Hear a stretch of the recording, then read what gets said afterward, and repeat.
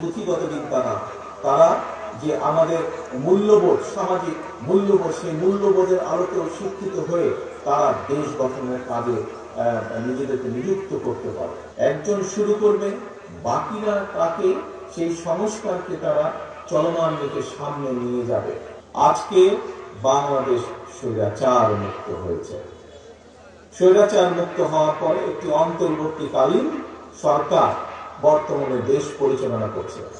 আমরা বিএনপি সহ সকল রাজনৈতিক দল যারা স্বৈরাচার বিরোধী আন্দোলনে ভূমিকা রেখেছিলাম, যারা স্বৈরাচারী ভূমিকা আন্দোলনে এগিয়ে এসেছিল, এগিয়ে নিয়ে গেছিল আন্দোলনকে, সেই সকল রাজনৈতিক দল মিলে বাংলাদেশের মানুষের সমর্থন নিয়ে এই অন্তর্বর্তীকালীন সরকারকে আমরা সমর্থন দিচ্ছি।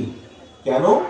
কারণ যেই অধিকার আদায়ের দাবিতে বাংলাদেশের মানুষ গত এক যুগেরও বেশি সময় ধরে বিএনপি সহ বিভিন্ন রাজনৈতিক দলের নেতৃত্বে আন্দোলনকারী, গণতন্ত্রে বিশ্বাসী বিভিন্ন রাজনৈতিক দলের নেতৃত্বে আন্দোলন পরিচালনা করছিল মানুষের অধিকার প্রতিষ্ঠার জন্য, রাজনীতিতে অধিকার প্রতিষ্ঠার জন্য, কথা বলার অধিকার প্রতিষ্ঠার জন্য, মানুষের মুক্তি, অর্থনৈতিক মুক্তি অর্জনের অধিকার প্রতিষ্ঠা করার জন্য।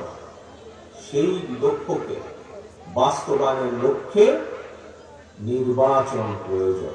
দেশের মানুষের ক্ষমতা দেশের মানুষের হাতে ফিরিয়ে দেওয়ার লক্ষ্যে নির্বাচন প্রয়োজন। বাংলাদেশ জাতীয়তাবাদী দল এই 1 মাস আগে নয়, 2 মাস আগে নয়, 3 মাস আগে নয়, আজকে থেকে প্রায় 2 বছর আগে আমরা বাংলাদেশের এবং দেশের মানুষের উন্নয়নের জন্য 31 দফার একটি সংস্কার প্রস্তাব দিয়েছি।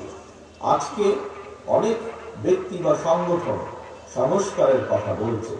আজকের অন্তর্বর্তীকালীন সরকার যে তারা সংস্কারের কথা বলছে, কিন্তু এই সংস্কারের প্রস্তাব বিএনপি দেশের মানুষের সামনে প্রথম হাজির করেছে। কারণ বিএনপি দেশ এবং দেশের মানুষের জন্য চিন্তা করে বলেই আজ নয়, 3 মাস আগেও নয়, 6 মাস আগে নয়, আজ থেকে 2 বছর আগে বিএনপি সংস্কার প্রস্তাব দিয়েছে। কিছু কিছু সংস্কারের কাজ এই সরকার শুরু অবশ্যই করতে পারে, আমরা চাইও যে তারা শুরু করুক। কিন্তু সংস্কার একটি চলমান প্রক্রিয়া, সংস্কার একটি চলমান প্রক্রিয়া।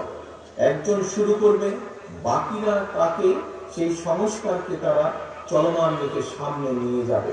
কারণ দেশের মানুষের চাহিদার সাথে সামঞ্জস্য রেখে পর্যায়ক্রমিকভাবে সংস্কার পরিবর্তিত হবে সময় সময়। বারে বারে বিএনপি সহ বিভিন্ন রাজনৈতিক দল কেন নির্বাচনের কথা বলছে? কারণ এই জন্যই নির্বাচনের কথা বলছে।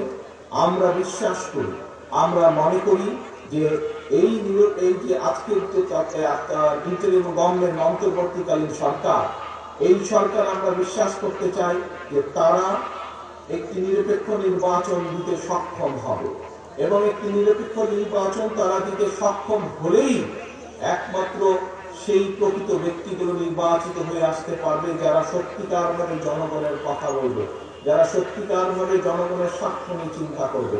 তাহলেই একমাত্র সংসদে বসে আলোচনা হতে পারে কিভাবে আমাদের দেশের ভবিষ্যৎ প্রজন্ম, বর্তমানে যে সন্তানরা, তাদের শিক্ষা ব্যবস্থাকে সুন্দরভাবে ঢেলে আমরা সাজাতে পারবো, যাতে করে তারা ভবিষ্যতে শুধু পুঁথিগত বিদ্যা না, তারা যে আমাদের মূল্যবোধ, সামাজিক মূল্যবোধ, সেই মূল্যবোধের আলোকেও শিক্ষিত হয়ে তারা দেশ গঠনের কাজে নিজেদেরকে নিযুক্ত করতে পারে।